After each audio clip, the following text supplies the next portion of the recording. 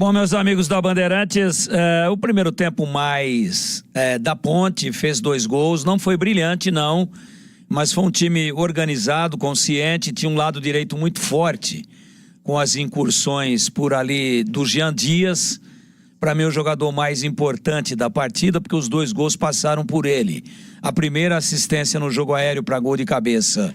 do Toró, 1-0 para a Ponte, e no segundo ele no tempo certo, com imensa precisão, percebe com olhar periférico a passada na jogada de 1-2 do Maguinho, toca no tempo certo, sem que o jogador da Ponte tivesse se projetado, ele, Maguinho, em impedimento, e aí no cruzamento o goleiro desvia e acompanha, entrando como elemento surpresa, percepção, antevisão do lance do Dudu, e ele dá uma chapada de canhota e mete a bola na rede, 2-0 para a Ponte.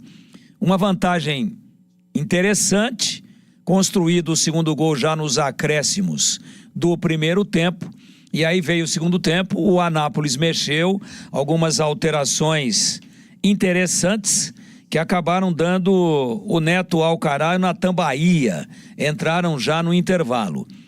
Esses 2 jogadores deram uma dinâmica de jogo diferente para a equipe de Goiás,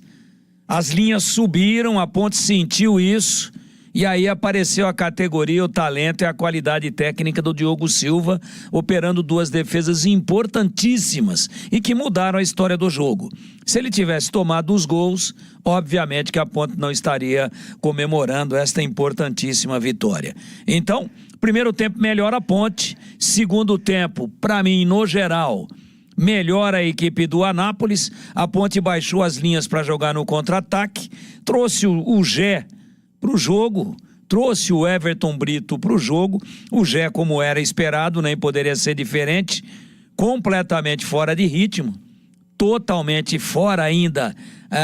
daquela situação minimamente aceitável para participar com intensidade normal de um jogo de futebol que exige muito, mas vai readquirindo aos poucos. E o Everton Brito, que está pedindo passagem, entra bem em todos os jogos, mais uma vez entrou ali fazendo uma meia água entre o lado esquerdo e a meia, voltando, recompondo, dando carrinho, ajudando na marcação e ajudando a desafogar, arrastando a bola ali da linha de meio campo para frente. Entrou muito bem o Everton Brito, mas o Anápolis, depois que a Ponte teve a 21 minutos o Arthur expulso, para mim uma expulsão absolutamente correta, ele já tinha um amarelo, fez uma falta por trás para impedir um contra-ataque do Anápolis, e aí em função disso acabou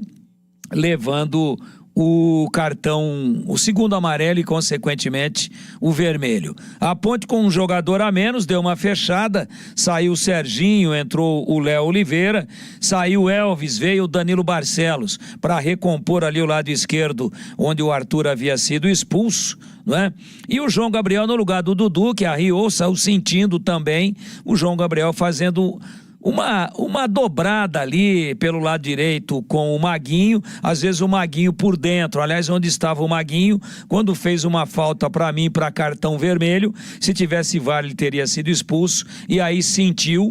A Ponte terminou o jogo com 9 jogadores, porque o Maguinho estava em campo, mas só fazendo número. Estava com 10 com a expulsão do